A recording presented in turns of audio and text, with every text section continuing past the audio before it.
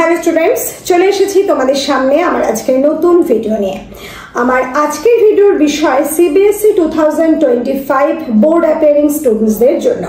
তোমরা বহুদিন ধরে তোমাদের স্যাম্পল পেপার ডিসকাশনের জন্য একটি ভিডিও আমার কাছ থেকে আপলোড করতে বলেছিলে আমাকে। আজকে আমি ঠিক সেই বিষয়টা নিয়ে তোমাদের সামনে হাজির হয়েছি। তোমাদের স্যাম্পল পেপার 005 যেটা তোমাদের কাউন্সিল থেকে দেওয়া হয়েছে, সেই পেপারটা নিয়ে আমি তোমাদের সামনে আজকে ডিসকাস করব। সম্পূর্ণ পেপারটাই তোমাদের পার্ট এ এবং পার্ট বি যে সম্পূর্ণ আছে, সম্পূর্ণ অংশটাই আমি তোমাদের সামনে আলোচনা করব। মানে প্রত্যেকটার আনসার তোমাদের সামনে আমি বলে দেবো, এবং তোমাদের যাতে সুবিধা হয় ঠিক সেই কারণে এই স্যাম্পল পেপারটা আমি তোমাদের আমার যে কমেন্ট বক্স আছে এই ভিডিওর, সেই কমেন্ট বক্সের পেন কমেন্টে দিয়ে দিচ্ছি। তোমরা সেই কোয়েশ্চেন পেপারটা দেখে কিন্তু এই ভিডিওটা দেখবে, মানে হাতে নিয়ে, তাহলে তোমাদের সেটা দেখতে বা বুঝতে অনেকটা সুবিধা হবে। প্রথমেই বলি, তোমাদের যে পেপার স্যাম্পল পেপার, সেখানে তোমরা বা তোমাদের বোর্ডে যে পেপার তোমরা পাবে সেটা ম্যাক্সিমাম যে মার্কস সেটা হচ্ছে 80 মার্কস। তোমরা টাইম পাবে 3 আওয়ার্স। আর তোমাদের এই পুরো পেপারটা 80 মার্কসের যে পেপারটা, সেটা দুটো পার্টে ভাগ করা আছে, পার্ট এ এবং পার্ট বি। পার্ট এতে অবজেক্টিভ টাইপ পেপার আছে, মানে প্রশ্ন তোমরা পাবে যেটা এমসিকিউ, সেখানে 25 মার্কস আছে। আর পার্ট বিতে ডেসক্রিপটিভ যে পেপার সেটা 55 মার্কস তোমাদের জন্য আছে। পার্ট এতে তোমাদের সেকশন এ, সেকশন বি এবং সেকশন সি আছে। সেকশন এতে তোমাদের আছে আনসিন কম্প্রিহেনশন আছে 3টে, আর সেকশন বিতে আছে গ্রামার পার্ট, আর সেকশন সিতে আছে main course book and supplementary reader, যেটা তোমাদের দুটো বুক আছে, গল্পগুচ্ছ এবং আরেকটা টেক্সট বুক। সেই বুক দুটোর মধ্যে থেকে প্রশ্ন হবে, কিন্তু সবকটাই অবজেক্টিভ অর্থাৎ এমসিকিউ। আর হচ্ছে ওদিকে পার্ট বি, যেটা পার্ট বি পড়ে থাকছে, সেখানে সেকশন এ অর্থাৎ কম্প্রিহেনশন পার্টটা নেই, সেখানে সেকশন বি গ্রামার পার্ট আছে, সেকশন সি এর যে মেন বুক তোমাদের আছে সেটা, এবং সাপ্লিমেন্টারি রিডার বুক যেটা আছে সেটা।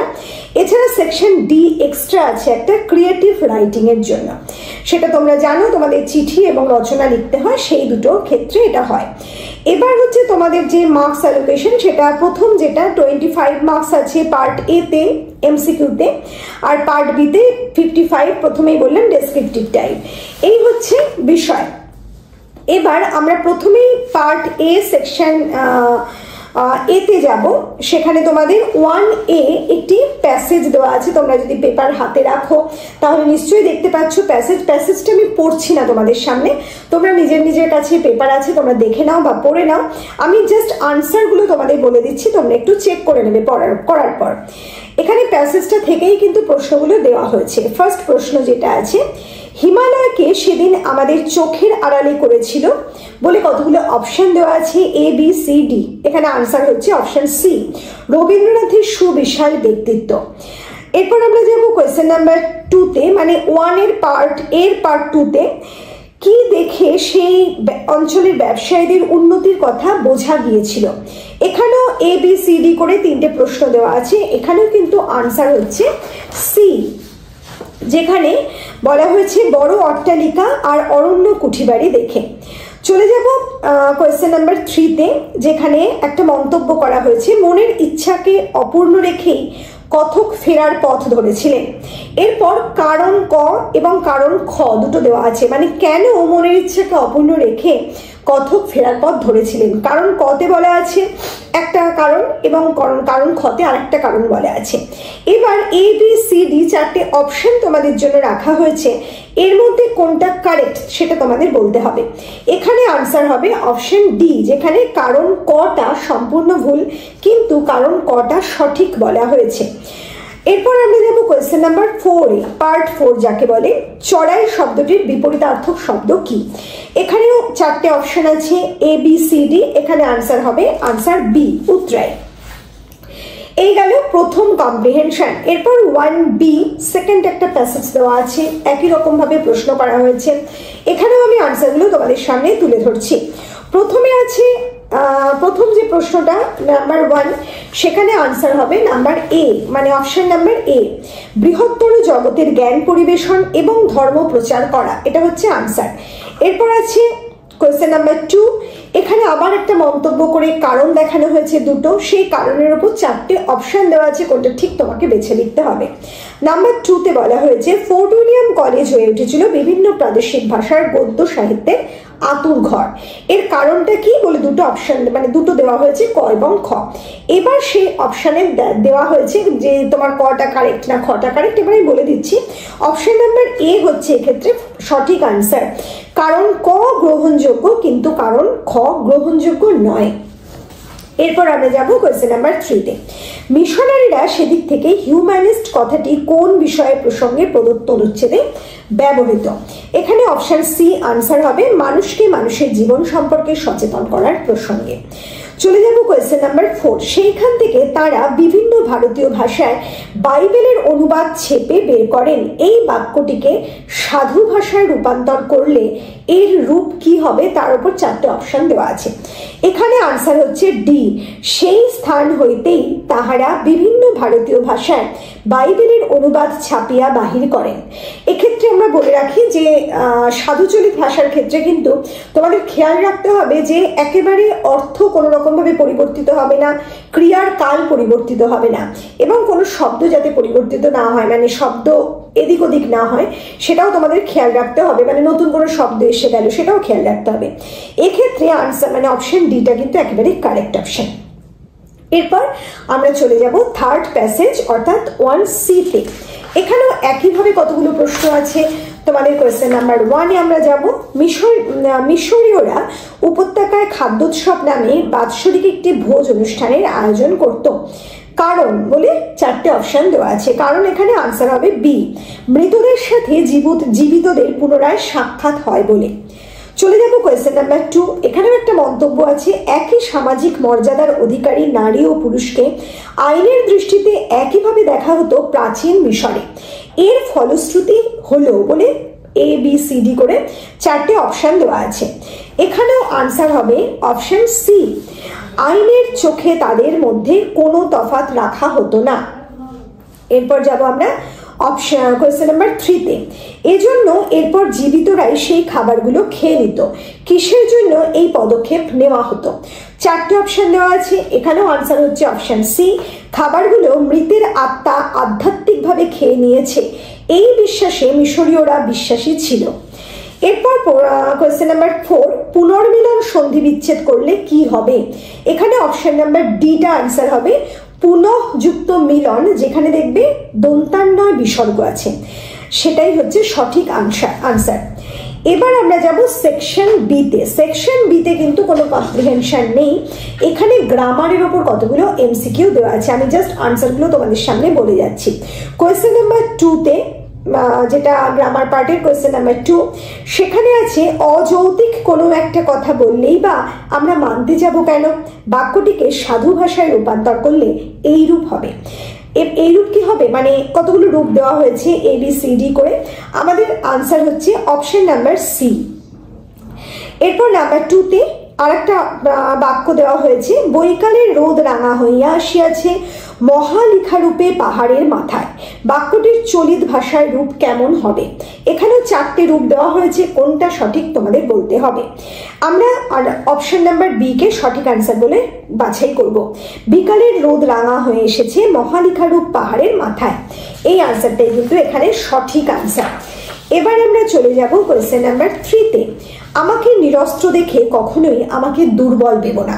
সাধুরীতিতে বাক্যটিকে রূপান্তরিত করলে তার রূপ কেমন হবে? এখানেও 4টে অপশন আছে। এখানে আনসার হবে আনসার সি, আমাকে নিরস্ত্র দেখিয়া কখনোই আমাকে দুর্বল ভাবিও না। চলে যাব কোয়েশ্চেন নাম্বার 4-এ। একটা মন্তব্য আছে, পাথরের উপর হুঁকা হাতে বসিয়া বৃদ্ধ রাজা নিজের মনেই তাহার অতীত গৌরবের কথা ভাবিতেছিলেন। বাক্যটি সাধুরীতির দৃষ্টান্ত। এখানে কারণ হিসাবে 2টো কারণ দেওয়া আছে। এবার তোমাদের 3টে অপশন দেওয়া আছে এবিসিডি করে, সেই কারণগুলো সঠিক কোনটা সেটা বলার জন্য। এবিসিডির মধ্যে এখানে অপশন এ আমাদের সঠিক আনসার, কারণ ক সঠিক হলেও কারণ খ সঠিক নয়, এটাই আমাদের সঠিক আনসার। চলে যাব 5-এ, সেখানে আছে সমস্ত বাগানটা হয়ে উঠতো যেন রূপকথার তেপান্তরের মাঠ, সাধু গদ্যে রূপান্তর করলে বাক্যটির রূপ কি হবে। এখানেও 4টে অপশন দেওয়া আছে, আমরা সঠিক আনসার হিসাবে বাছাই করছি অপশন নাম্বার ডি কে, সমস্ত বাগানটা হইয়া উঠিত যেন রূপকথার তেপান্তরের মাঠ। আমরা চলে যাব সেকশন সি-তে। এখানে যে এমসিকিউ গুলো আছে সেটা কিন্তু তোমাদের টেক্সট বুকের ওপর। টেক্সট বুক বলতে তোমাদের দুটো বুক আছে, একটা রবীন্দ্রনাথ ঠাকুরের গল্পগুচ্ছ আর একটা কবিতা গদ্যের বই। সেক্ষেত্রে এর মধ্যে থেকেই কিন্তু এমসিকিউ গুলো দেওয়া হয়েছে। আমরা 3 নম্বরের মানে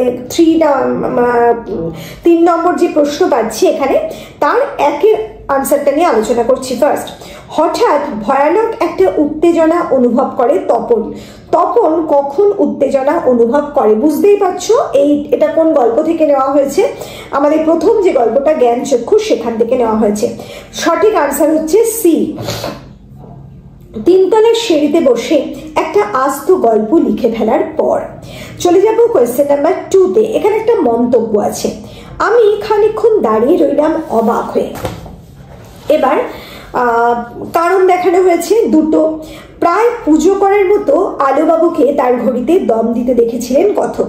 কারণ খ দেখানো হয়েছে, আলোবাবুকে তার স্বরে হ্যাট বাজিয়ে গান গাইতে দেখেছিলেন কথক। এবার কতগুলো অপশন দেওয়া হয়েছে কোন কারণটি সঠিক সেটা বলার জন্য।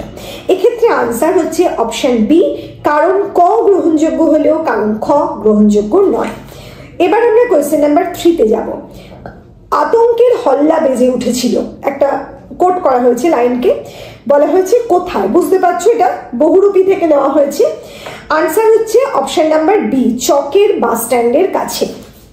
চলে যাব কোয়েশ্চেন নাম্বার 4-এ। তার মানে তপনের মেসোমশাই একজন লেখক, সত্যিকারের লেখক।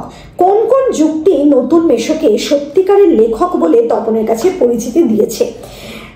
Option A, B, C, D 3টে দেওয়া আছে। এখানে আনসার অপশন বি, তিনি বই লেখেন ও তার অনেক বই ছাপানো হয়েছে। এবার আমরা যাব কোয়েশ্চেন নাম্বার 5-এ। এখানেও একটা মন্তব্য দেওয়া হয়েছে, দেখলাম তিনি দেশি কুকুরের বাচ্চার পরিচর্যায় নিযুক্ত আছেন। এটা আলোবাবু থেকে নেওয়া হয়েছে, তোমরা নিশ্চয়ই বুঝতে পারছো। এখানেও দুটো কারণ দেখানো হয়েছে, তার মধ্যে কোনটা সঠিক সেটার জন্য আমাদের ABCD করে অপশন দেওয়া হয়েছে। এক্ষেত্রে আমরা বেছে নেব অপশন নাম্বার সি কে। এরপর আমরা চলে যাব 6, কোয়েশ্চেন নাম্বার 6। বলা হচ্ছে ইসাবের মেজাজ চড়ে গেল কেন? বুঝতে পারছো, লাইনটা তোলা হয়েছে অদল বদল নামক গল্প থেকে। এখানে অপশন নাম্বার সি, কালিয়া অমৃতকে কুস্তিতে হারিয়ে দিয়েছিল, এটাই সঠিক আনসার। চলে যাব কোয়েশ্চেন নাম্বার 7। আক্ষেপ করেন হরিদা। হরিদার এই আক্ষেপ কিসের জন্য? এটা বুঝতে পারছো বহুরূপী থেকে নেওয়া হয়েছে, বহুরূপীর একটা কোটেশন। আচ্ছা, এটার একই রকম ভাবে অপশন দেওয়া হয়েছে কোয়েশ্চেন, কোনটা সঠিক ABCD। আমরা ডি সঠিক আনসার বলে ধরে নিচ্ছি, জগদীশ বাবুর বাড়িতে আগত উঁচু দরের সন্ন্যাসীর পায়ের ধুলো নিতে না পারার জন্য। চলে যাব কোয়েশ্চেন নাম্বার 7-এ। অমৃত ও ঈশবকে জামা অদল বদল করতে ঈশবের বাবা ছাড়া আর কে দেখেছিল? এখানে 4টে অপশন আছে, এখানে অপশন নাম্বার ডি হচ্ছে সঠিক আনসার। এটাও বুঝতে পারছো অদল বদল থেকেই নেওয়া হয়েছে। এরপর আমরা চলে যাব গল্পগুচ্ছ কোয়েশ্চেন নাম্বার 4-এ, যেখানে পার্ট 1 পার্ট 2 করে কতগুলো কোয়েশ্চেন দেওয়া হয়েছে। সেখানে প্রথম প্রশ্ন আছে পোস্টমাস্টার থেকে। পোস্টমাস্টার আপনি তাহাকে বলিলেন, পোস্টমাস্টার কি বলেছিলেন? আমরা অপশন সি সঠিক বলে ধরে নিচ্ছি, বদলের দরখাস্ত মঞ্জুর না হওয়ায় তিনি কাজে ইস্তফা দিয়ে বাড়ি যাচ্ছেন। কোয়েশ্চেন নাম্বার 2, এই জন্য রহমতের অনুরোধটা সে পরিষ্কার বুঝিতে পারিত না। কোয়েশ্চেন নাম্বার 2, এটার সঠিক আনসার অপশন নাম্বার সি, রহমতের অনুরোধে ব্যক্ত বিষয়টি সম্বন্ধে ছোট্ট মিনির কোনো পূর্ব ধারণাই ছিল না। এরপর আমরা যাব কোয়েশ্চেন নাম্বার 3-তে। এখানে একটা মন্তব্য আছে, অন্তঃপুরের মেয়েরা অত্যন্ত অসন্তোষ প্রকাশ করিতে লাগলেন। এখানেও দুটো কারণ দেখানো হয়েছে, ক এবং খ করে। তারপরে সেই মন্তব্যের সপক্ষে প্রদত্ত কারণগুলির মধ্যে কোনটি সঠিক তার উপর ABCD করে 4টে অপশন রাখা হয়েছে। এক্ষেত্রে সঠিক আনসার হচ্ছে অপশন সি, কারণ ক ও খ কোনটি গ্রহণযোগ্য নয় সেটা। এরপর আমরা চলে যাব কোয়েশ্চেন নাম্বার এরপর আমরা চলে যাব কোয়েশ্চেন নাম্বার 4-এ। কোয়েশ্চেন নাম্বার 4 এ আছে দান প্রতিদান থেকে একটা প্রশ্ন। রাধা মুকুন্দের প্রতি ব্রজসুন্দরীর বিদ্বেষ ততই বাড়িয়া উঠিত। কারণ বলে কতগুলো অপশন দেওয়া আছে, কারণ যে অপশনগুলো আছে তার মধ্যে বি অপশনটা আমরা সঠিক বলছি। রাধা মুকুন্দ যে ব্রজসুন্দরীর স্বামীকে বঞ্চনা করছেন তার উপযুক্ত প্রমাণ তিনি জোগাড় করতে পারছিলেন না। এরপর কোয়েশ্চেন নাম্বার 5 আমরা যাব। স্থানীয় লোকের সহিত তাহার মেলামেশা হইয়া ওঠে না। এটাও বুঝতে পারছো পোস্টমাস্টার থেকে নেওয়া। এই মন্তব্যটার উপর কটা কারণ দেখানো হয়েছে, দুটো কারণ। এবার কোনটা সঠিক তার উপর এবিসিডি করে 4টে অপশন রাখা হয়েছে। এই অপশনের মধ্যে আমরা অপশন নাম্বার সি কে ধরে নেব, কারণ ক এবং খ দুটোই সঠিক, মানে যে কারণ দুটো দেখানো হয়েছে তার দুটোই হচ্ছে সঠিক কারণ সেটা। এরপর চলে যাব কোয়েশ্চেন নাম্বার 6 এ। তোমার কিসের দোষ? এক্ষেত্রে কোন দোষ সম্বন্ধে সন্দেহ প্রকাশ করা হয়েছে? এটাও কিন্তু আমাদের দান প্রতিদান গল্প থেকে নেওয়া হয়েছে। কতগুলো অপশন দেওয়া আছে এবিসিডি। আমরা প্রথম অপশনটাকে সঠিক বলছি, শশীভূষণের জমিদারির খাজনার দায়ে নিলাম হয়ে যাওয়া। এই হয়ে গেল আমাদের এমসিকিউ পার্টের সমস্ত আনসার। এবার তোমাদের যে কথাটা অত্যন্ত মাথায় রাখতে হবে সেটা হচ্ছে এই এমসিকিউ পার্টের জন্য, মানে তোমাদের যে টেক্সচুয়াল এমসিকিউ সেই পার্টের জন্য তোমাদের কিন্তু টেক্সট খুব ভালো করে পড়তে হবে। তোমরা যদি টেক্সট খুব ভালো করে না পড়ো তাহলে কিন্তু বুঝতেই পারছো যে এই প্রশ্ন দেখে যে কিভাবে ছোট্ট ছোট্ট লাইনের অংশ তুলে দেওয়া হচ্ছে এবং তার উপর প্রশ্ন করা হচ্ছে। তোমরা যদি বিষয়টা ধরতেই না পারো কোথা থেকে দেওয়া হয়েছে, কোন পার্ট থেকে দেওয়া হয়েছে, তাহলে কিন্তু তোমরা আনসারটা কখনোই সঠিক লিখে আসতে পারবে না। তাহলে এই কারণে টেক্সটের আনসার, মানে টেক্সট খুব ভালো করে পড়া দরকার আনসার দেওয়ার জন্য। এবার আমরা যাব পার্ট বি তে, যেখানে বলেছিলাম ডেসক্রিপটিভ টাইপের কোয়েশ্চেন আছে। এখানে 55 মার্কস তোমাদের জন্য আছে। আচ্ছা, সেকশন বি গ্রামারে আমরা প্রথমে আসছি। কোয়েশ্চেন নাম্বার 5 সন্ধি বিচ্ছেদ করো। এখানে অনেকগুলো সন্ধি বিচ্ছেদ দেওয়া হয়েছে কিন্তু অপশন রাখা হয়েছে, তার মধ্যে বলা হয়েছে যে কোনো দুটি। আমি প্রত্যেকটাই তোমাদের আনসার বলে দিচ্ছি। এখানে প্রথমটা দেওয়া হয়েছে সিংহ। এক্ষেত্রে একটা কথা বলি, সিংহ শব্দটা কিন্তু এক পদ বিশিষ্ট শব্দ, এখানে কোথাও সন্ধি নেই। যদি আমরা সন্ধি ভাঙি তাহলে বর্ণ সন্ধিকে আমাদের ভেঙে ফেলতে হয়, মানে দন্তে স যুক্ত রস্বই যুক্ত এভাবে আমাদের ভাঙতে হয়, কিন্তু সেটা কখনোই চাওয়া হয়নি, বোঝা যাচ্ছে। আর যে সন্ধি আমরা একটা দেখতে পাই সেটা কিন্তু প্রত্যয়জাত, মানে কোন প্রত্যয় যুক্ত হয়েছে সেটা সংস্কৃত ধাতু প্রত্যয় যুক্ত হয়ে যে শব্দটা আমরা পেয়েছি সেটা হচ্ছে সিংহ। এখানে সেটাকেই কিন্তু দেওয়া হয়েছে বা চাওয়া হয়েছে। অ্যাকচুয়ালি সন্ধিতে কিন্তু সিংহ শব্দটা দেওয়া একেবারেই উচিত নয়। তোমাদের দিয়েছে কাউন্সিল থেকে, আমি আনসার বলছি হিমস যুক্ত অ, হয়রস্যি দন্তার ন দন্তের শয় হসন্ত যুক্ত অ। এরপর আছে মিশ কালো, এটা একেবারে সহজ সন্ধি, মিশ যুক্ত কালো। তারপর আছে বিপন মুক্ত, তোমরা স্পেলিং দেখো, বি প দন্তার নয়ময় রস্যু কয়তয়। এখানে বিপন মুক্ত হচ্ছে বিপদ যুক্ত মুক্ত, বিপন মুক্ত। আচ্ছা, এরপর আছে ষণ্মাস। এখানে ষণ্মাস হচ্ছে ষট যুক্ত মাস, পেটকাটার মধ্যে ষট টয় হসন্ত যুক্ত ময়কার দন্তের স মাস। এরপর আছে নীরজ দন্তের নয় দীর্ঘী বয়শূন্য র বর্গের জ। এখানে হবে নি যুক্ত বয়শূন্য র বর্গের জ রজ। এখানে নি যেটা লিখছো সেটা কিন্তু দন্তের নয় রস্যি বিসর্গ, দন্তের নয় দীর্ঘী বিসর্গ নয়। এখানে রস্যইটা পরিবর্তিত হয়ে সন্ধি হয়ে দন্তের নয় দীর্ঘী হবে। এরপর আছে বি, কোয়েশ্চেন নাম্বার বি 5 এর, সেখানে সন্ধিবদ্ধ পদটিকে লিখতে বলা হয়েছে। সন্ধি করে দেওয়া হয়েছে, কতগুলো সন্ধি ভাঙা হয়েছে। এবার সন্ধিবদ্ধ পদটি তোমাদের বের করতে হবে। প্রথমেই দেওয়া হয়েছে নি যুক্ত প্রভ, এখানে হবে নিষ্প্রভ, দন্তের নয়রস্যি দন্তের শয় পয় রফলা ভ। তারপর আছে পতত যুক্ত অঞ্জলি, পতঞ্জলি, প ত দন্তার নয় বর্গের জয় ইয় লয় রস্যি পতঞ্জলি। এরপর আছে সম যুক্ত কৃত, এটা হবে সংস্কৃত, দন্তের স অনুসার দন্তের শয় কয় রি ত সংস্কৃত। তারপর আছে যত যুক্ত দিনে, হবে কি না যদ দিনে। তারপর আছে দু যুক্ত নিবার, যেটা আমরা লিখবো দূর নিবার, দরস্যু দন্তের নয় রস্যি রেফ বয়াকার বয়শূন্য র।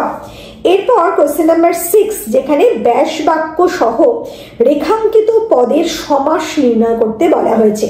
এখানে যে কোনো 3টে করতে বলা হয়েছে, 3 মার্কস আছে। আমি তোমাদের প্রত্যেকটার আনসার বলে দিচ্ছি।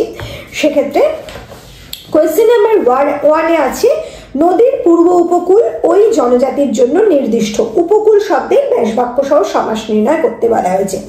উপকূল হচ্ছে কুলের সমীপে, যেটা হচ্ছে অব্যয়ভাব সমাস।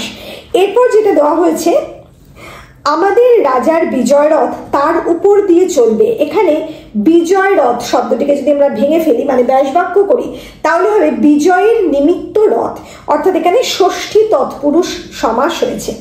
পরের শব্দটা হচ্ছে, পরের নাম্বার 3, আমি সেন্টেন্স আর পড়ছি না, সময় নষ্ট। নাম্বার 3-তে আছে আজীবন। আজীবন শব্দটি হচ্ছে জীবন পর্যন্ত। এখানে আমরা অব্যয়ভাব সমাসের একটা উদাহরণ দেখতে পেলাম।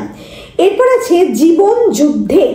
জীবন যুদ্ধ হচ্ছে জীবন রূপ যুদ্ধ যেটাকে বলে, এটা হচ্ছে জীবন রূপ যুদ্ধে, কারণ জীবন যুদ্ধে আছে, জীবন যুদ্ধ নয়।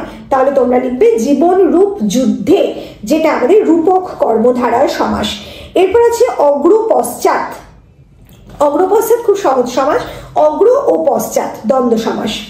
আচ্ছা, এরপর বলা হয়েছে নির্দেশ অনুসারে প্রদত্ত বাক্যগুলোর গঠনগত রূপান্তর করো।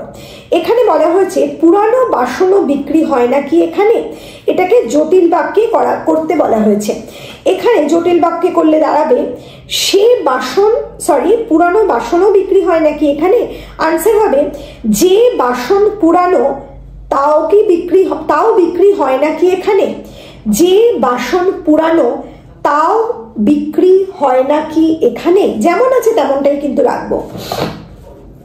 নাম্বার 2, বাবা যখন শুনলেন দুষ্প্রাপ্য বইটি আমি স্কুলে হারিয়েছি, উনি অত্যন্ত দুঃখিত হলেন। এটাকে সরল বাক্যে পরিণত করতে বলা হয়েছে। দুষ্প্রাপ্য বইটি আমি স্কুলে হারিয়েছি শুনে বাবা অত্যন্ত দুঃখিত হলেন, দাঁড়ি। এরপর নাম্বার 3, আমাদের পুঁথির বিদ্যাকে আমরা আমাদের প্রাণের মধ্যে আয়ত্ত করিতে পারিতেছি না। এটাকে জটিল বাক্যে করতে বলা হয়েছে। যে বিদ্যা পুঁথির, সেই বিদ্যাকে আমরা আমাদের প্রাণের মধ্যে আয়ত্ত করিতে পারিতেছি না। সাধু ভাষায় আছে, সাধু ভাষায় আনসার লিখবে। যে মানে যে এতে আছে আর কি, পাস্ট টেন্স বা ফিউচার টেন্স বা প্রেজেন্ট টেন্স, সেটাই তোমরা রাখবে, কোনো রকম পরিবর্তন করবে না। এরপর আমরা যাব কোয়েশ্চেন নাম্বার 4-এ। গম্ভীর মুখ করিয়া তর্জনী তুলিয়া বলিয়া যাইত। যৌগিক বাক্যে করলে হবে গম্ভীর মুখ করিত এবং তর্জনী তুলিয়া বলিয়া যাইত। নাম্বার 5 বা শেষ প্রশ্ন, কাঙালির মা আস্তে আস্তে উঠে দরজার পাশে গিয়ে দাঁড়ায়। এটাকে যৌগিক বাক্যে করলে খুব সহজ। এটা কাঙালির মা আস্তে আস্তে ওঠে ও দরজার পাশে গিয়ে দাঁড়ায়। হয়ে গেল আমাদের গ্রামার পার্ট কমপ্লিট। এবার আমরা যাব সেকশন সি-তে। সেকশন সি-তে যাওয়ার আগে তোমাদের একটা কথা বলি, তোমরা যদি মনে করো তাহলে আমাদের যে 8777416211 নাম্বার আছে, সেখান থেকে তোমরা তোমাদের যে টেক্সটের নোটস সেটা পারচেস করতে পারো। টেক্সট বলতে তোমাদের গল্পগুচ্ছ এবং তোমাদের আরেকটা যে গদ্য পদ্যের বই আছে, সেই সমস্ত প্রশ্নের মানে সমস্ত গল্পের বা কবিতার নোটস, পিডিএফ নোটস তোমরা আমাদের এখান থেকে পারচেস করতে পারো।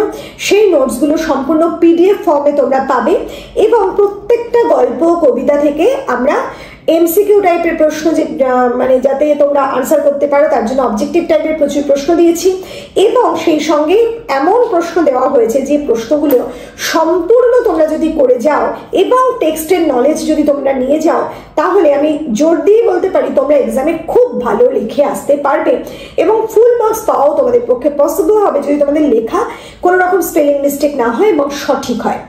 তাহলে চলো আমরা সেকশন সি-তে তোমাদের যে পাঠ্য বিষয় সাবজেক্টিভ প্রশ্ন সেটাই চলে যাই। কোয়েশ্চেন নাম্বার 8, আমাদের 1 থেকে কিন্তু প্রথমে প্রশ্নটা শুরু হয়েছিল, এবার আমরা 8 কোয়েশ্চেন নাম্বারে এসেছি। এখানে আলোবাবু থেকে একটা প্রশ্ন করা হয়েছে, অনুগ্রহ করে একটু সাহায্য করবেন আমাকে। নিশ্চয়ই মনে পড়ছে আলোবাবুর কোন লাইন এটা, কে কোন সাহায্যের প্রত্যাশায় এসেছিলেন। আচ্ছা, এই প্রশ্নের উত্তরগুলো আমি তোমাদের জন্য লিখে রেখেছি, কারণ আমি যদি বানিয়ে বলি তাহলে তোমাদের সম্পূর্ণটা বলতে পারবো না, কারণ পুরো গল্প বা কবিতা আমার সম্পূর্ণ তো মুখস্থ নেই, কাজে তোমাদের বলতে গেলে ভুল হয়ে যেতে পারে। ঠিক সেই কারণে আমি কিন্তু এটা লিখে রেখেছি, সেটাই তোমাদের পড়ে শোনাচ্ছি। আচ্ছা, এখানে অনুগ্রহ করে একটু সাহায্য করবেন আমাকে, কে কোন সাহায্যের প্রত্যাশায় এসেছিলেন। 2 মার্কসের একটা প্রশ্ন এটা। এর জন্য ঠিক এইটুকুই তোমরা লিখবে, কাহিনীকার বনফুল রচিত আলোবাবু নামক গ্রন্থের প্রধান চরিত্র আলোবাবু গল্পের চিকিৎসক বক্তার কাছে এসেছিল একটি আহত পাখির চিকিৎসার সাহায্যের প্রত্যাশায়। যিনি গল্পকথক তারই কথা এখানে কিন্তু বলা হয়েছে। আচ্ছা, কোয়েশ্চেন নাম্বার 9, এখানে ওসব হলো সুন্দর সুন্দর এক একটি বঞ্চনা। এই উক্তির দ্বারা বক্তা কি বোঝাতে চেয়েছেন? এর আনসারটা কি হবে? সুবোধ ঘোষ রচিত বহুরূপী নামক ছোট গল্পের বিভাগী জগদীশ বাবুকে উদ্ধৃত উক্তিটির সাহায্যে এক দার্শনিক সত্যকে বোঝাতে চেয়েছেন।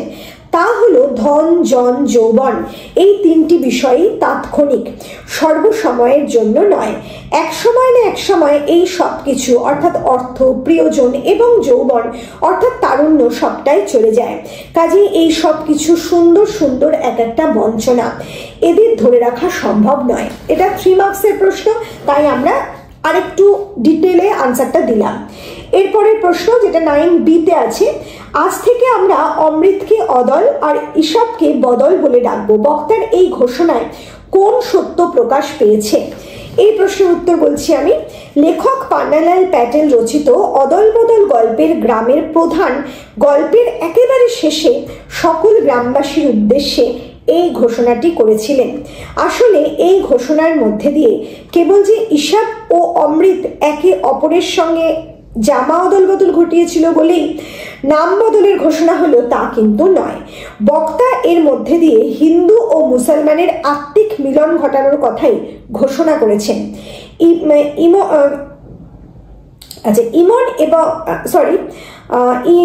ইমন এবং ঈশপ যেমন ভাই, অমৃত এবং ঈশপ যেমন ভাই ভাই, ঠিক তেমনি সকল হিন্দু মুসলমান ভাই ভাই হওয়ার সত্য এখানে প্রকাশ পেয়েছে। আচ্ছা, এই হলো কোয়েশ্চেন নাম্বার 9-এর বি। এরপর আমরা যাবো কোয়েশ্চেন নাম্বার 10, বইটা ফেলে রেখে চলে যায়। এটা বুঝতে পারছো জ্ঞান চক্ষু থেকে নেওয়া হয়েছে। এখানেও A-B দুটো প্রশ্ন আছে। প্রশ্ন A-তে আছে, কার কখন এই প্রতিক্রিয়া? তপনের লেখা গল্প যখন তার নতুন মেশোর সহায়তায় পত্রিকায় ছেপে বেরোলো, তখন তার একটি বই তপনের বাড়িতেও মাসি ও মেশো নিয়ে আসে। সেটা যখন সকলের সামনে বসে জোরে জোরে তপন পড়ছিল, তখন সে বুঝতে পারলো গল্পের আগাগোড়া বদলে দিয়ে নতুন মেশো নিজের পাকা হাতে নতুন করে ওটা লিখেছে। তখন পড়া শেষ করেই বইটা ফেলে তপন চলে গিয়েছিল সকলের মধ্যে থেকে। এই আনসারটা একটু বড় হতে পারে, 2 মার্কসের আনসার, কিন্তু তবুও এটা ছাড়া কোনো উপায় নেই, কারণ ডিটেল তোমাকে না দিলে সম্পূর্ণ আনসারটা হবে না। আর যদি তুমি সম্পূর্ণ আনসারটা না লেখো তাহলে কিন্তু 2 মার্কস তোমাকে দেওয়া হবে না। তাই 2 মার্কস হলেও এখানে একটু বড় আনসার আমাদের লিখতেই হলো। এরপর আছে, এই প্রতিক্রিয়ার সূত্রে তার যে মানসিকতার পরিবর্তন পাঠ্যগল্পের প্রেক্ষিতে তা কতখানি যুক্তিযুক্ত বলে তোমার মনে হয়? এটা তপনের যে পরিবর্তন সেটা তোমার কাছে কতটা যুক্তিযুক্ত সেটা জানতে চাওয়া হয়েছে আমাদের আনসার।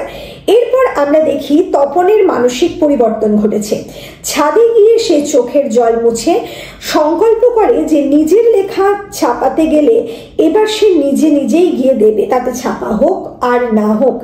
তপনের এই যে মানসিক পরিবর্তন তা আমার মতে অবশ্যই যুক্তিযুক্ত। নিজের করা কাজে নিজে ধন্য হওয়া যায়, তাতেই অনেক বেশি আত্মসুখ মেলে। এটা এক্ষেত্রে তপন অনুভব করতে পারেনি এবং সেই কারণে তার মধ্যে দুঃখবোধ জন্মেছিল। আচ্ছা, এরপরে আমরা কোয়েশ্চেন নাম্বার 10-এ একটা অপশন পাচ্ছি যে তুমি এই কোয়েশ্চেন নাম্বার 10টা করতেও পারো, অথবা তুমি যে প্রশ্নটা করতে পারো সেটা হচ্ছে, জীবনে কিন্তু ভালোবাসার সুযোগ পাচ্ছে না কোথাও। বুঝতেই পারছো আলোবাবু থেকে নেওয়া হয়েছে। এখানেও A এবং B দুটো প্রশ্ন দেওয়া আছে। সেখানে প্রশ্ন A-তে আমরা যাব, উদ্দিষ্ট ব্যক্তি জীবনে ভালোবাসার সুযোগ পাচ্ছে না কোথাও বলতে গল্পকার কি বুঝিয়েছেন? উদ্ধৃতিটি গল্পকার লিখেছেন আলোবাবুর প্রসঙ্গে। আলোবাবু মানুষটা ভালোবাসার কাঙাল। তিনি ভালোবেসে আঁকড়ে ধরতে চান, কিন্তু তাকে কেউ আঁকড়ে ধরে না। ভালোবাসা তিনি কোথাও পান না, এই কথাই বলতে চেয়েছেন গল্পকার। এরপর B আছে। B-তে যে প্রশ্নটা রাখা আছে, এই ভালোবাসা প্রাপ্তির অভাবকে তিনি কিভাবে পূরণ করতে চেয়েছিলেন? তিনি অর্থাৎ আলোবাবু। এই ভালোবাসা প্রাপ্তির অভাবকে তিনি পূরণ করতে চেয়েছিলেন তার সেই পুরানো ছোট্ট ঘড়িটির মধ্যে দিয়ে। তাই প্রতিদিন নিয়ম করে সঠিক সময়ে সযত্নে তিনি পরম শান্তির সাথে তাতে দম দেওয়ার কাজটি করতেন। এই হয়ে গেল কোয়েশ্চেন নাম্বার 10 এর অপশনের যে প্রশ্নটা আছে সেটা। এরপর আমরা যাবো কোয়েশ্চেন নাম্বার 11-এ। কোয়েশ্চেন নাম্বার 11-এ কিন্তু আমরা পাচ্ছি কবিতার ওপর প্রশ্ন। সেখানে প্রথমেই 3 পাহাড়ের কোলের ওপর একটা প্রশ্ন আছে। সেখানে আছে সপ্রসঙ্গ ব্যাখ্যা করো। সহজ করে বাঁচা কি আর খাঁচাতে সম্ভব? 3 পাহাড়ের নকশি কাঁথায় শিশুর কলরব। প্রসঙ্গ বলতে এখানে তোমাদের গল্প মানে কবিতার কবি এবং কবিতার নাম বলতে হবে, এবার কোন সময় বলছে সেটাও বলতে হবে। উদ্ধৃত পংক্তি দুটি কবি শক্তি চট্টোপাধ্যায় রচিত 3 পাহাড়ের কোলে নামক কবিতা থেকে নেওয়া হয়েছে। আলোচ্য পংক্তিতে কবি বলতে চেয়েছেন শহরের ইট কাঠ পাথরের দম বন্ধ করা পরিবেশ খাঁচার সমতুল্য। সেখানে সারা জীবন ঘড়িতে বাঁধা নিয়ম নির্ভর। সেখানে মানুষে মানুষে দূরত্ব অনেক বেশি।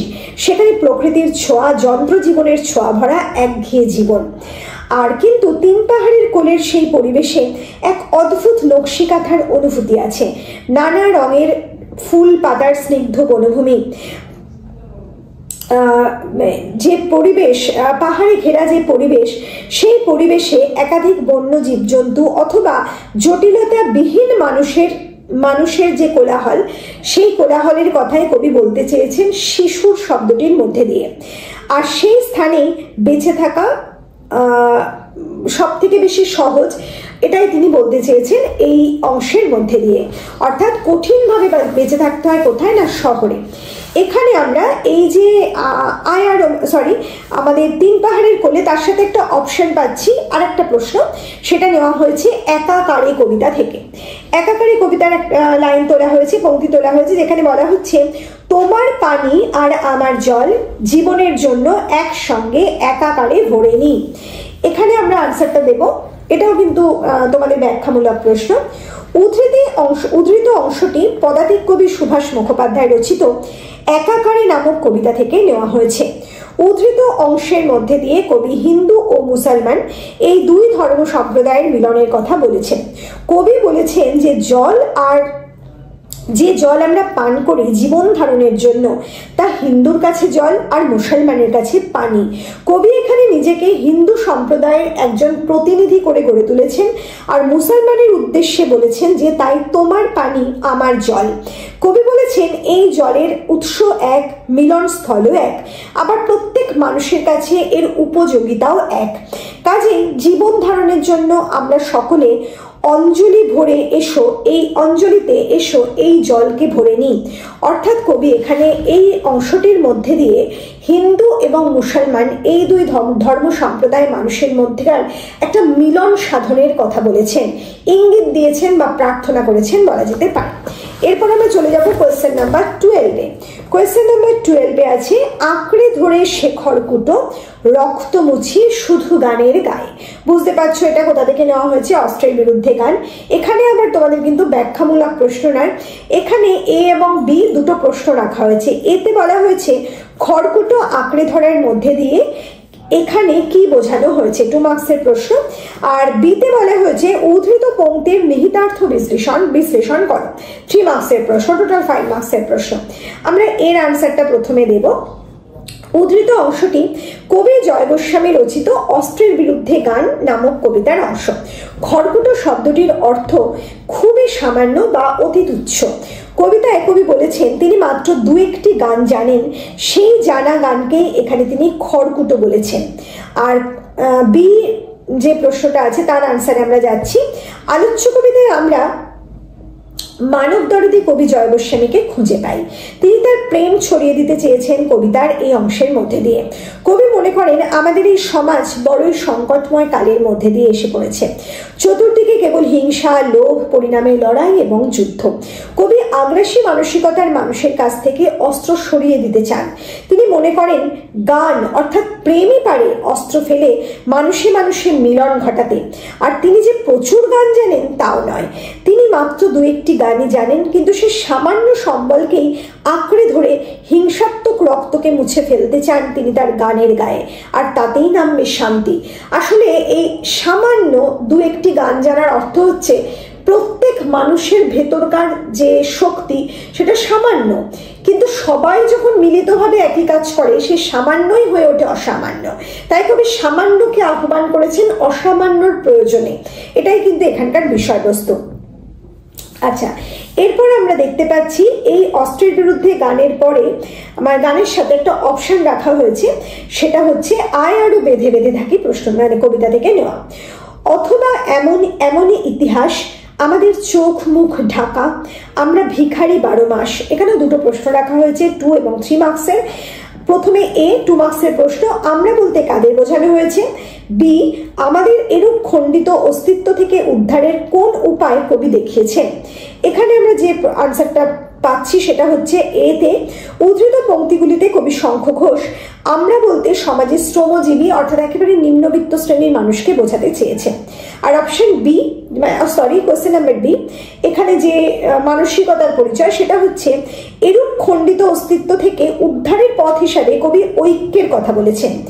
আয় আরো হাতে হাত রাখি, আয় আরো বেঁধে বেঁধে থাকি। অর্থাৎ ভয়াবহ রাজনৈতিক আবহে অর্থনৈতিক সংকটের মধ্যেও যারা শেষ হয়ে না গিয়ে বেঁচে আছে, কবি সবার আগে তাদের সকলকে ঐক্যবদ্ধ হতে বলেছেন।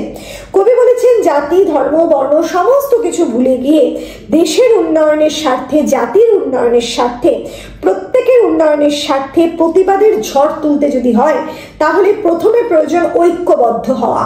একা একা কোনো বড় কাজ করা যায় না, বড় কাজ করতে গেলে আগে সম্মিলিত হতে হয়। আর ঠিক সেই কথাটাই কবি এই স্থানে বলেছেন, হাতে হাত রেখে ঐক্যবদ্ধভাবে প্রতিবাদ আনতে হবে। আর সেই প্রতিবাদ একদিন সমস্ত কিছুকে নড়িয়ে দেবে, গুড়িয়ে দেবে এবং পরিবর্তন আনবে। এটাই যেন কবি এই অংশের মধ্যে দিয়ে বলেছেন। এরপর আমরা চলে যাব কোয়েশ্চেন নাম্বার 13-এ। এখানে এই অংশ থেকে আমরা গল্পগুচ্ছের প্রশ্ন পাচ্ছি। আমাদের ওই কবিতার গদ্যের প্রশ্ন শেষ হয়ে গেছে। গল্পগুচ্ছের প্রশ্নের প্রথম প্রশ্ন যেটা কোয়েশ্চেন নাম্বার 13, সেখানে পোস্টমাস্টার থেকে একটা লাইন তোলা হয়েছে এবং এ ও বি দুটো প্রশ্ন রাখা হয়েছে, দুটোই 2 আর 3 মার্কসের প্রশ্ন। প্রথম যে লাইনটা তোলা হয়েছে, পোস্টমাস্টার রতনের এইরূপ ব্যবহার কখনো দেখেন নাই, তাই অবাক হইয়া রহিলেন। তোমরা বুঝতেই পারছো, পোস্টমাস্টার যখন চলে যাচ্ছিলেন গ্রাম থেকে সেই সকালবেলা রতনের সঙ্গে যে কথোপকথন, সেই সময় থেকে এই উক্তিটা তোলা হয়েছে। এই প্রশ্নতে বলা হয়েছে রতনের কোন অস্বাভাবিক ব্যবহারের কারণে পোস্টমাস্টার অবাক হয়েছিলেন, আর বিতে বলা হয়েছে রতনের অস্বাভাবিক ব্যবহারের অন্তরালে তার কোন মানসিকতার পরিচয় ফুটে উঠেছে প্রাসঙ্গিক ঘটনা অবলম্বনে লেখো। এখানে তার বলতে কিন্তু রতনের কথা বলা হয়েছে। আমরা প্রথমেই এর আনসার দেওয়ার চেষ্টা করব। বিশ্ববরেণ্য কবি কাহিনীকার রবীন্দ্রনাথ ঠাকুর রচিত পোস্টমাস্টার গল্পে পোস্টমাস্টার বাবু যেদিন চলে যাবেন সেই দিন সকালবেলা স্নান সেরে তিনি রতনকে ডেকে স্নেহভরে বলেছিলেন তার জায়গায় যিনি আসবেন তাকে তিনি বলে দিয়ে যাবেন যাতে রতনকে তিনিও তার মতোই যত্ন করেন। আরো বলেন, আমি যাচ্ছি বলে তোকে কিছু ভাবতে হবে না। এটা কিন্তু কোট আমরা তুলছি, মানে একটা ইনভার্টেড কমা দিয়ে। প্রভুর মুখে এই কথা শুনে রতন উচ্ছ্বসিত হয়ে কেঁদে উঠেছিল এবং সে বলেছিল তার কাউকে কিছু বলতে হবে না। রতন এখানে থাকতেই চায় না। রতনের এই অস্বাভাবিক ব্যবহারের কারণে পোস্টমাস্টার অবাক হয়েছিলেন। এরপরে 3 মার্কসের যে প্রশ্নটা, মানে রতনের কোন মানসিকতার পরিচয়, সেখানে আমরা আনসারটা কি বলবো। পোস্টমাস্টারের সাথে রতন প্রথম দিন থেকেই ছিল।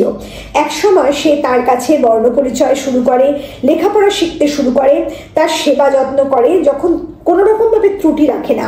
আমরা দেখেছি যে পোস্টমাস্টার যখন প্রচন্ড জ্বরে কাহিল তখনও একেবারে খুব পরম আত্মীয়ের মতো রতন তার সেবা করেছে। রতন এক সময় পোস্টমাস্টারের খুব কাছের মানুষ হয়ে উঠেছিল, অন্তত রতন তাই মনে করেছিল।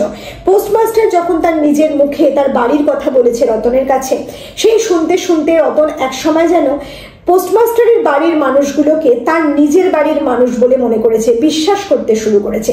পোস্টমাস্টারকে সে কখনোই অপর কেউ বলে ভাবেনি, সে ভেবেছে পোস্টমাস্টার তার পরম আত্মীয়।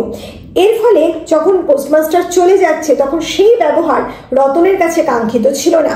রতন পরম অভিমানে ওই ধরনের মন্তব্য করেছে এবং তার ভীষণ দুঃখ বোধ থেকে সে উচ্ছ্বসিত কান্নায় ভেঙে পড়েছে।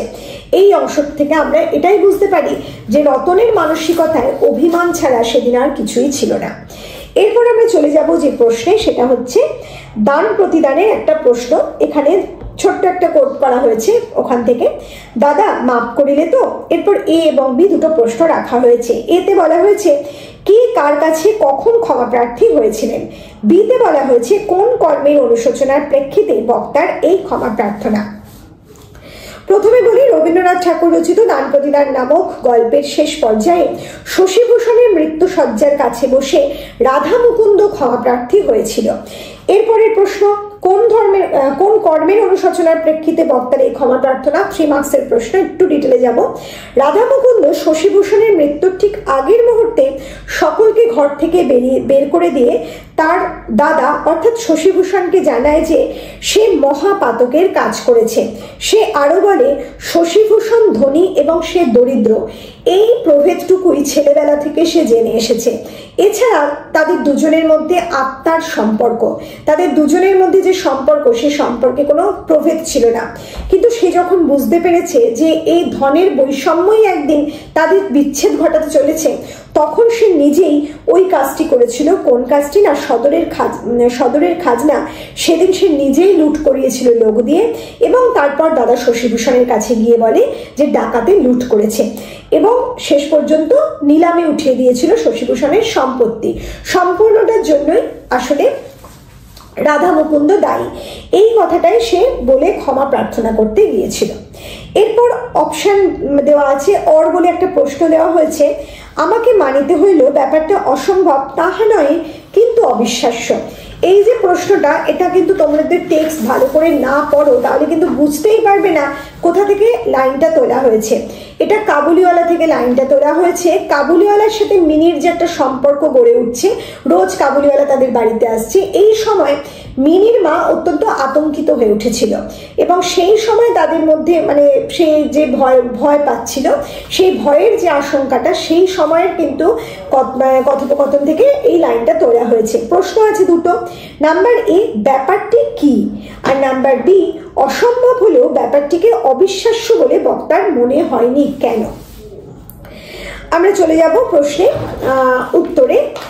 Option number question number A যেখানে, সেখানে যে আনসারটা হবে, উদ্ধৃত অংশটি রবীন্দ্রনাথ ঠাকুর রচিত কাবুলিওয়ালা নামক ছোট গল্প থেকে নেওয়া হয়েছে। গল্পের বিশেষ চরিত্র ছোট্ট মিনির মা পাগড়ি পরা ওই বিচিত্র ভঙ্গির কাবুলিওয়ালাকে দেখে ভয় পেত। সেটাই তার লেখক স্বামীকে অর্থাৎ গল্পকথককে এই বিষয়ে সাবধান করত। কিন্তু গল্পকথক বিষয়টা যখন হেসে উড়িয়ে দেন, তখন সে তাকে গুটিকত প্রশ্ন করে, মানে মিনির মা প্রশ্ন করে, যেমন কখনো কি কারো ছেলে চুরি হয় না, কাবুল দেশে কি দাস ব্যবসা প্রচলিত নেই, অথবা একজন প্রকাণ্ড কাবুলের পক্ষে কি একটা ছোট্ট ছেলে চুরি করে নিয়ে যাওয়া একেবারে অসম্ভব। এই প্রশ্নগুলোকে গল্পকথক ব্যাপারটা বলে সম্বোধন করেছেন। এই আনসারটা 2 মার্কসের হলেও কিন্তু আনসারটা একটু বড় হবে, তোমাদের সেক্ষেত্রে কিন্তু ছোট করলে চলবে না। এরপর 3 মার্কসের যে আনসারটা সেটা বলছি। ব্যাপারটা গল্পকথকের কাছে অবিশ্বাস্য লাগার প্রথম কারণ তিনি নিজেই জানিয়েছেন যে বিশ্বাস করবার শক্তি সকলের সমান নয়, অতএব তার নিজের ক্ষেত্রে বিশ্বাস করবার শক্তি বেশি।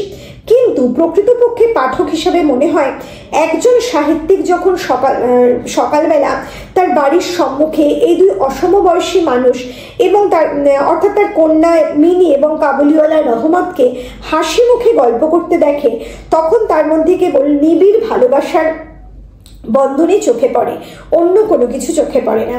এমনকি মিনিকে পেস্তা কিশমিশ দেওয়ায় তার মূল্য যখন তিনি দিতে গিয়েছিলেন, সেই মূল্যও কিন্তু রহমত ফিরিয়ে দিয়েছে। কাজেই তার নির্লোভ মানসিকতার পরিচয়ও কিন্তু রহমত পেয়েছে। তাছাড়া আমরা জানি রবীন্দ্রনাথ ঠাকুর নিজেই এক স্থানে অন্যত্র বলেছেন, অবিশ্বাসের যন্ত্রণার চেয়ে বিশ্বাস করে ঠকাও ভালো। কাজেই লেখকের মানসিকতা যে তার প্রিয় চরিত্রের উপর প্রভাব ফেলবে সেটাও স্বাভাবিক। অতএব এই কারণেই গল্পকথকের কাছে ব্যাপারটা অসম্ভব না হলেও অবিশ্বাস্য বলেই মনে হয়েছে। এই হলো আমাদের আজকের যে স্যাম্পল পেপার, তার সম্পূর্ণ আলোচনা আমি তোমাদের সামনে তুলে ধরলাম। এরপর যে পার্ট আছে সেটা হচ্ছে সেকশন ডি। সেকশন ডিতে কতগুলো রচনা এবং চিঠি আছে, অপশন দেওয়া আছে। এবার বলি, এই যে চিঠি এবং রচনা, সেক্ষেত্রে তোমরা অবশ্যই আমাদের কাছ থেকে পিডিএফ নোটস সংগ্রহ করতে পারো। আইসিএসসি এবং সিবিএসসি বলে সেখানে কিন্তু আলাদা কোনো তফাৎ নেই। সিবিএসসিতে যে রচনা আসে আইসিএসসিতেও সেই রচনা আসে, সিবিএসসিতে যে লেটার রাইটিং আসে আইসিএসসিতেও সেই লেটার রাইটিং আসে। তফাৎ হচ্ছে সিবিএসসিতে 6 মার্কসের লেটার আসে আর আইসিএসসিতে 7 মার্কসের লেটার আসে। সিবিএসসিতে 6 মার্কসের এসে আসে, কিন্তু আইসিএসসিতে 6 মার্কসের নয় 15 মার্কসের এসে আসে। কিন্তু অদ্ভুত বিষয় যেটা, তোমাদের যে ওয়ার্ড লিমিট সেটা কিন্তু আইসিএসসি থেকে খুব একটা কম নয়। এই বিষয়টা কিন্তু তোমরা খেয়াল করবে। তোমাদের ওয়ার্ড লিমিটেশন কিন্তু তোমাদের বুকেই দেওয়া আছে, দেখবে 150 to 200 বা 200 থেকে 225।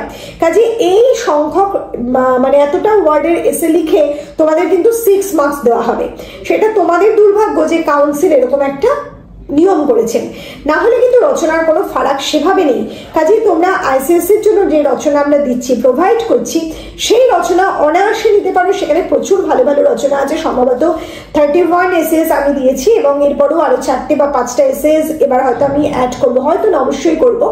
সেখানে তোমরা পেয়ে যাবে, যারা আমার এসে নিয়েছো তারা